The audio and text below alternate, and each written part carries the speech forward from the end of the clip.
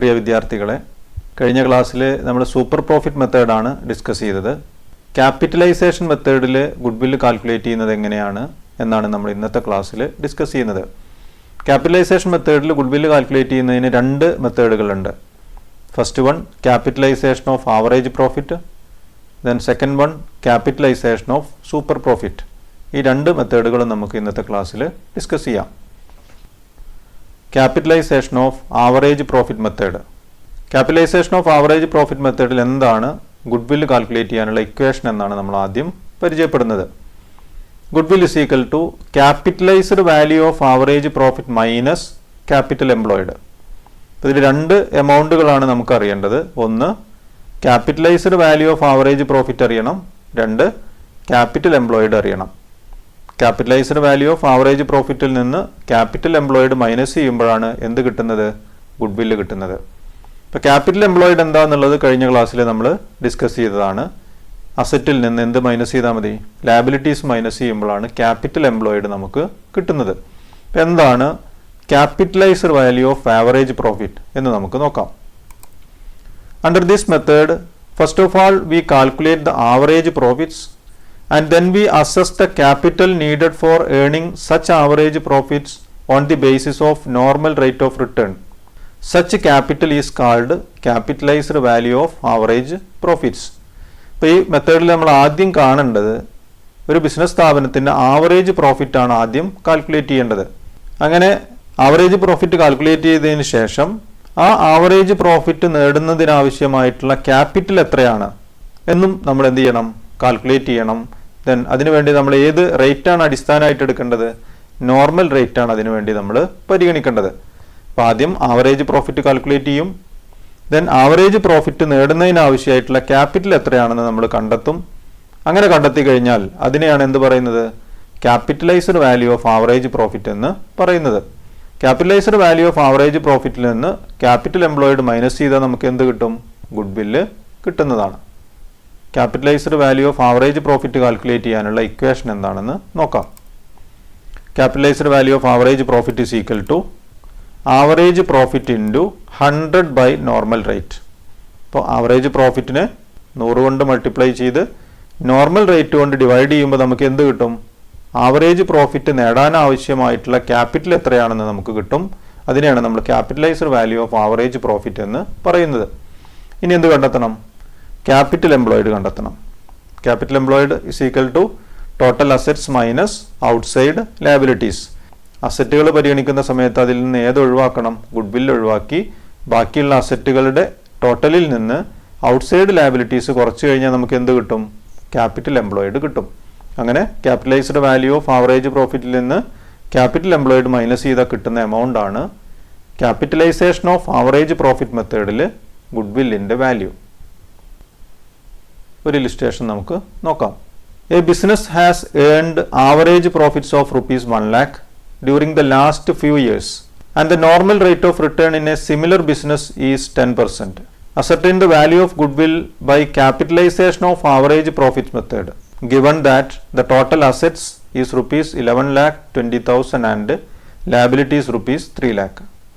നമുക്ക് തന്നിട്ടുള്ള കാര്യങ്ങൾ എന്തൊക്കെയാണ്?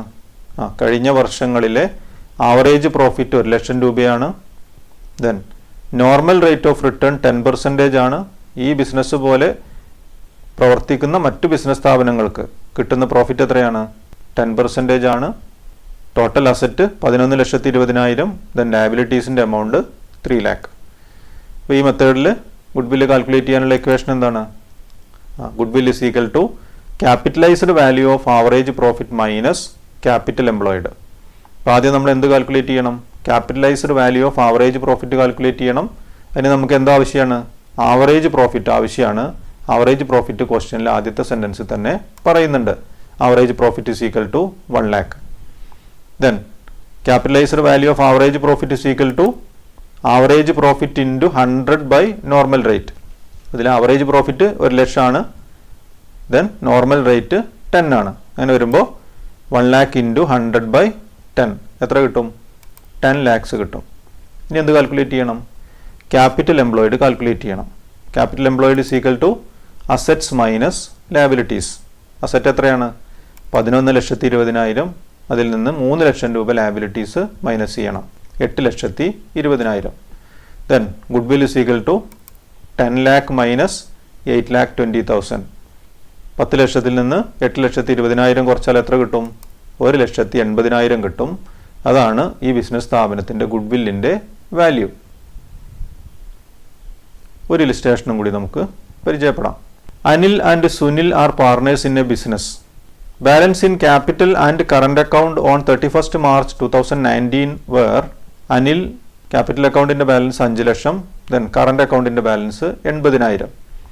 സുനിലിൻ്റെ ക്യാപിറ്റൽ അക്കൗണ്ടിൻ്റെ ബാലൻസ് 3,50,000. ദെൻ കറണ്ട് അക്കൗണ്ടിന് ഡെബിറ്റ് ബാലൻസ് ആണ്. എത്രയാണ് എമൗണ്ട്? 20,000 ആണ്. Average profit of last 5 years is rupees 1,20,000. General reserve appeared in the books at rupees 50,000. If the normal rate of return is 10%, find the value of goodwill by capitalization of average profit method. ഇത്രയും കാര്യങ്ങളാണ് തന്നിട്ടുള്ളത്. അനിലിൻ്റെയും സുനിലിൻ്റെയും current അക്കൗണ്ടും capital അക്കൗണ്ടിൻ്റെയും balance തന്നിട്ടുണ്ട്, average profit തന്നിട്ടുണ്ട്, general റിസർവിൻ്റെ ഒരു എമൗണ്ട് തന്നിട്ടുണ്ട്, then normal rate of return 10%. Capitalisation of average profit മെത്തേഡിൽ ഗുഡ് വില്ല് കാൽക്കുലേറ്റ് ചെയ്യാനാണ് ആവശ്യപ്പെട്ടിട്ടുള്ളത്. Goodwill is equal to capitalised value of average profit minus capital employed. Then average profit ക്വസ്റ്റ്യനിൽ available ആണ്. എത്രയാണ്? 1,20,000. Capitalised value of average profit is equal to average profit into 100 by normal rate.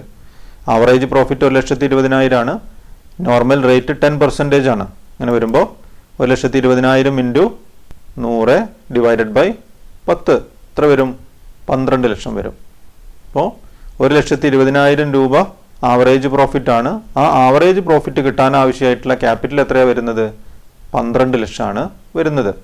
Then ഇനി നമ്മൾ എന്ത് calculate ചെയ്യണം? Capital employed calculate ചെയ്യണം. Capital employed നമ്മൾ കഴിഞ്ഞ ക്വസ്റ്റ്യനിൽ എങ്ങനെയാണ് കാൽക്കുലേറ്റ് ചെയ്തത്?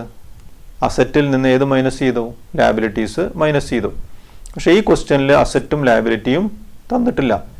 ഇപ്പോൾ ഈ പ്രോബ്ലത്തിൽ നമ്മൾ ക്യാപിറ്റൽ എംപ്ലോയിഡ് കാൽക്കുലേറ്റ് ചെയ്യേണ്ടത് capital employed is equal to capital account plus current account plus general reserve.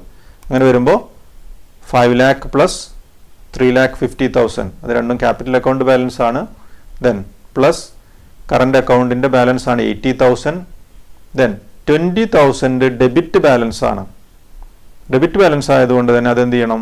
അത് പ്ലസ് അല്ല ചെയ്യേണ്ടത്, മൈനസ് ചെയ്യണം. മൈനസ് 20,000. അപ്പോൾ ക്രെഡിറ്റ് ബാലൻസ് ഉള്ള അക്കൗണ്ടുകളൊക്കെ പ്ലസ് ചെയ്യണം. ഡെബിറ്റ് ബാലൻസ് ഉള്ള കറണ്ട് അക്കൗണ്ട് എന്ത് ചെയ്യണം? മൈനസ് ചെയ്യണം. മൈനസ് 20,000. ദെൻ ജനറൽ റിസർവും ക്യാപിറ്റൽ ഫണ്ടിൻ്റെ ഭാഗമാണ്, അതുകൊണ്ട് പ്ലസ് 50,000 ഈക്വൽ ടു 9,60,000 ആണ് ക്യാപിറ്റൽ എംപ്ലോയിഡ് ഈ പ്രോബ്ലത്തിൽ വരുന്നത്.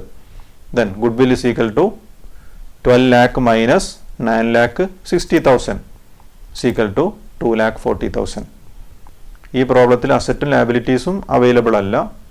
അതുകൊണ്ട് ക്യാപിറ്റൽ എംപ്ലോയിഡ് കാൽക്കുലേറ്റ് ചെയ്തത് എങ്ങനെയാണ്? കറണ്ട് അക്കൗണ്ട് ബാലൻസും ക്യാപിറ്റൽ അക്കൗണ്ട് ബാലൻസും ജനറൽ റിസർവും കൂട്ടിയാണ് നമ്മൾ എന്ത് കാൽക്കുലേറ്റ് ചെയ്തത്? ക്യാപിറ്റൽ എംപ്ലോയിഡ് കാൽക്കുലേറ്റ് ചെയ്തത്. ഇപ്പോൾ ഈ പ്രോബ്ലത്തിൽ ഗുഡ് വില്ലായിട്ട് കിട്ടിയിട്ടുള്ള എമൗണ്ട് എത്രയാണ്? 2,40,000. ക്യാപിറ്റലൈസേഷൻ മെത്തേഡിൽ രണ്ടാമത്തെ മെത്തേഡാണ് capitalisation of super profit method. എന്താണ് അതിൽ ഇക്വേഷൻ എന്ന് ആദ്യം നോക്കാം. Goodwill is equal to super profit into 100 by normal rate of return. ഇപ്പോൾ സൂപ്പർ പ്രോഫിറ്റ് എന്ന് പറഞ്ഞാൽ എന്താണ്? Super profit is equal to average profit minus normal profit. Average profit കാണണം, നോർമൽ പ്രോഫിറ്റും കാണണം. അങ്ങനെ ആവറേജ് പ്രോഫിറ്റിൽ നിന്ന് നോർമൽ പ്രോഫിറ്റ് മൈനസ് ചെയ്യുമ്പോൾ നമുക്ക് എന്ത് കിട്ടും? സൂപ്പർ പ്രോഫിറ്റ് കിട്ടും. ആ സൂപ്പർ പ്രോഫിറ്റിനെ 100 കൊണ്ട് മൾട്ടിപ്ലൈ ചെയ്ത് നോർമൽ റേറ്റ് ഡിവൈഡ് ചെയ്യുമ്പോൾ കിട്ടുന്ന എമൗണ്ടിനെയാണ് നമ്മൾ ഗുഡ് വിൽ എന്ന് പറയുന്നത്.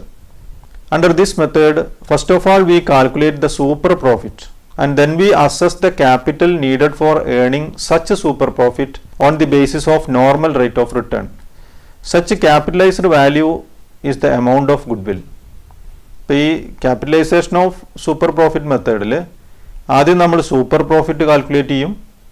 ദെൻ ആ സൂപ്പർ പ്രോഫിറ്റ് നേടുന്നതിനാവശ്യമായിട്ടുള്ള ക്യാപിറ്റൽ എത്രയാണെന്ന് കാൽക്കുലേറ്റ് ചെയ്യും.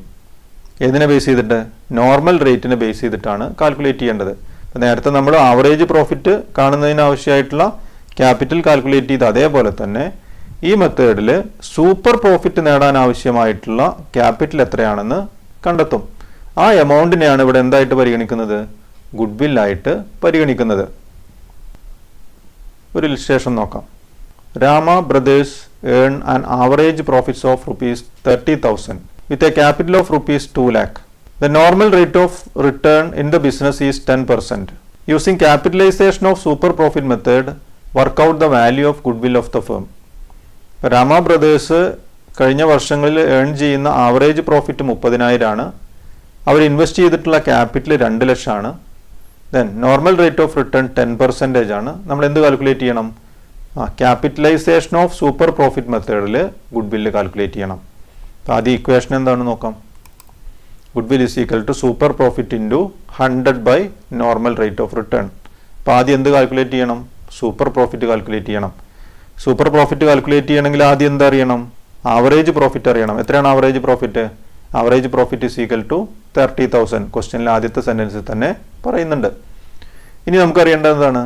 നോർമൽ പ്രോഫിറ്റ് അറിയണം. Normal profit is equal to capital employed into normal rate divided by 100. ഇവിടെ ക്യാപിറ്റൽ എംപ്ലോയിഡ് എത്രയാണ്? 2 ലക്ഷം രൂപയാണ് ക്യാപിറ്റൽ എംപ്ലോയിഡ്. നോർമൽ റേറ്റ് 10% ആണ്. അങ്ങനെ വരുമ്പോൾ normal profit is equal to 2 lakh into 10 by 100 എത്ര വരും?